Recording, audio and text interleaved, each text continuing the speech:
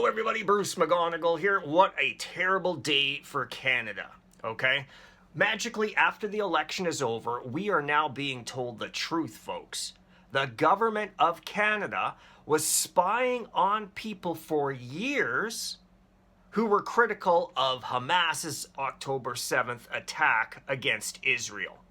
Our government, which officially said that they were horrified by the attack on October 7th, was using a UK company to spy on people on X and on Facebook who were critical of Hamas and who were supportive of Israel. This is something that should have toppled the government long ago, folks. Mark Carney should never have been elected. The people who thought that that decision were okay should not only be fired, but should be criminally charged for going after Canadians for simply being opposed to terrorism. I am almost certain that I was being monitored by these people because I was very much exposing how insidiously evil the pro-Hamas groups had become and how they were directly supporting and endorsing terrorists at several events, especially in the city of Toronto, and the mayor was supporting them, not the people being terrorized. Watch, folks. This is unbelievable. You touch me. Don't touch me. You literally touch me. Back the fuck away. Are you assaulting people? Back the fuck away. Shame on you! Shame on you! Shame on you! Shame on you!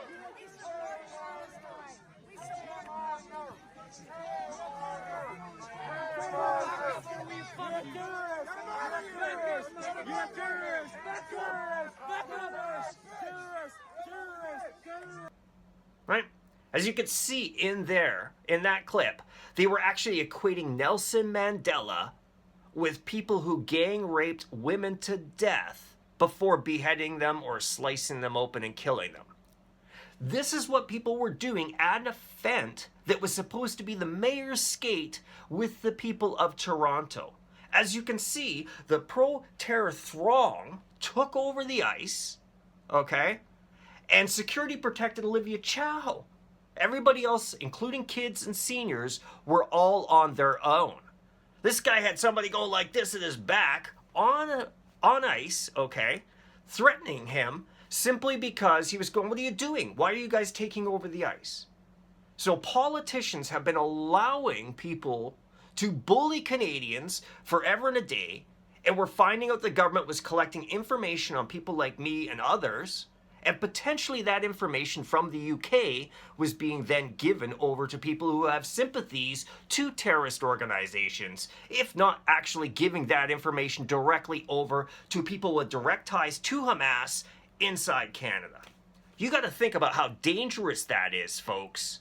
When the government is willing to spend $130,000 so the UK can spy on us, a company in the UK, it's mind-blowing. Check this out, okay?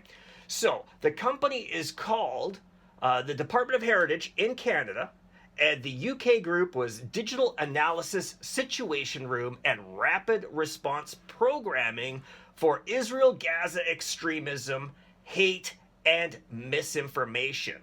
Okay? It was a UK-based institute for strategic dialogue. Okay?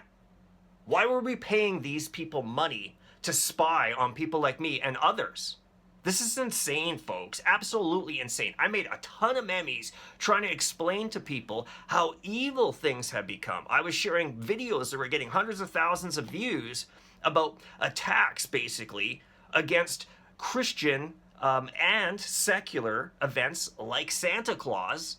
Check it out. Free Palestine! Jesus was Palestinian! Jesus was Palestinian! Jesus was Palestinian! Jesus was Palestinian! Jesus was Palestinian! Jesus was Palestinian! Jesus was Palestinian! Jesus was Palestinian! Free, free, free Palestine! Free, free, free Palestine! Free, free, free Palestine! Free, free, free Palestine! Free, free Palestine! Right? And imagine how the family felt there, and imagine how Santa felt and the elf felt, okay? As these people took over a mall, mocked Christianity, mocked Santa Claus, and made sure that anybody there with kids felt intimidated, and if they dared speak up, they got shouted at through a megaphone. Just imagine what our society is going to look like when people like that are in charge, and people like me are not even able to explain this anymore. Folks, this is getting so serious that people have been identifying that there's a problem and leaving. Guess one other time in history when Jews fled somewhere? They fled Germany before Hitler turned into full-on fascist and started killing off them by the tune of 6 million people. We have that in Canada right now. Her name is Dahlia Kurtz. She says, it's official, I'm moving to Florida. Look at the date, folks, the 28th of April. So before this news story even broke, she realized, I am not safe in Canada, and this is how Florida appreciates Jews, she says, and humanity. I am meeting with immigration lawyers tomorrow, I'm not kidding. Also, this will make my fight for Western civilization stronger than ever. She truly believes, and she has a right to feel this way, that she is not safe in Canada. We now know that the government doesn't want her to be safe in Canada, and that if you're Jewish in Canada, the government wants you to be the next scapegoat. You're the new white person, but you're the white person 2.0 extreme, where everybody coming over that's Islamic, Muslim, is able to scream at you, and everybody else that ever had a bias against Jewish people at all is going to have an outlet to rage against Jewish people in Canada. And the government, if you speak up against it, will consider you the enemy. This is what M103 was always about. I spoke about it for years. I spoke about it when Mauritius Shen died, and they race baited the horrific rape and murder of a little girl, okay, who did nothing wrong. They put her family through years and years and years of torture in the court systems, even suggesting that somehow Mauritius Shen, with no evidence to back up what they claimed, wanted all of this to happen. She was a depressed girl and just kind of wanted a jihadi to take care of her until the end.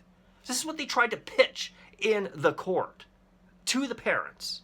I said at that point, we live in an evil society, folks. This is absolutely depraved. When you would break down a family that much, when it was completely clear on DNA evidence that this guy not only brutalized that girl for the last moments of her life, he then killed her for his own personal sexual gratification and for the gratification, I guess, of coming to Canada and killing an infidel girl.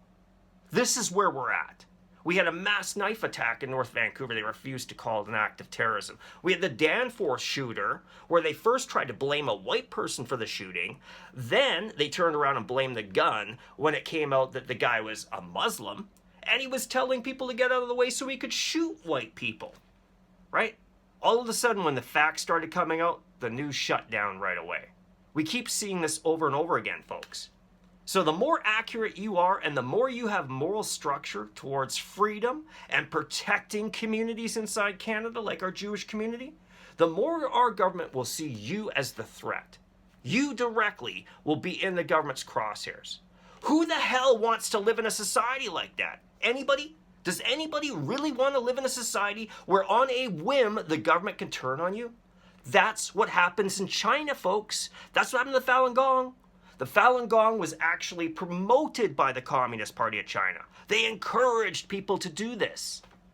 And then when it became too popular, and the Communist Party of China got nervous, realizing this could actually threaten their power structure, they instantly turned on the Falun Gong and started imprisoning everybody. So when you see this happening in Canada, folks, where now terrorism is acceptable, and criticizing terrorism is now going to become basically an unspoken crime, you're done. Freedom is done. We are done. We had a right to know all of this before the election. Tomorrow, King Charles, the settler colonial king himself, will come to Canada, and all the liberals and all the NDP that swore up and down Canada systemically racist and built on colonial racism, they will all have their King Charles candles ready, and they will all sing God Save the King and tell us how actually Canada is based upon all of these laws that protect us from nasty people who might hurt feelings online. Having been championing climate action now for the last, I don't know, I suppose 40 years, I can tell you that this isn't a fight for the faint-hearted. The next 100 days of Mark Carney are going to be very fast. It's going to happen really quickly, from censorship to you name it. They will ram through a whole bunch of bills that they've already got pre-scripted to start taking away all of our rights and to start criminalizing what used to be a basic fundamental principle in Canada, which is terrorism is bad. Terrorism is bad. We're not that way anymore, folks. They're taking over schools. We've had a public sector union, CUPE, on the day of October 7th, 2023. CUPE actually tweeted out support for the terror attack in Gaza that happened into Israel while it was happening, while it was ongoing. So as people are coming in from Gaza, they were cheering on the attack. Fred Hann never resigned for it. He repeatedly, over and over again, kept endorsing and supporting pro-Hamas groups inside Canada. We all know it. We were all talking about it. We were saying to people inside the Liberal Party that are Jewish themselves, why are you doing this? Why are you supporting this? Why are you allowing this? And then you realize it's because these people don't think of anything but themselves. These people really are evil. They're true fascists in their own heart. They do not care at all if anybody gets hurt. They're the George Soroses of the Jewish community, where George Soros went around and helped collect things from people that were being evicted because they were Jewish. He pretended to be Christian, and that was his father that was basically going around and decimating the Jews, decimating them. And somewhere along the line inside George Soros's head, he got pleasure from that. He got a kick out of being able to ruin people's lives, folks. And that mentality is the same as the one in the World Economic Forum, and it oozes through every liberal MP out there that believe that we all don't deserve anything except what they give us and what they tell us we're allowed to even think. We're there. This is insane. I'm going to end on this note. We need to find out what ties terrorists and pro-terror groups have to this company in the UK. This is off. I mean, I just can't believe it. I'm going to do a lot of research. I'll be doing more. So if I find some between now and when I post the video later tonight, I will be attaching that into the comments section. Take care, everybody.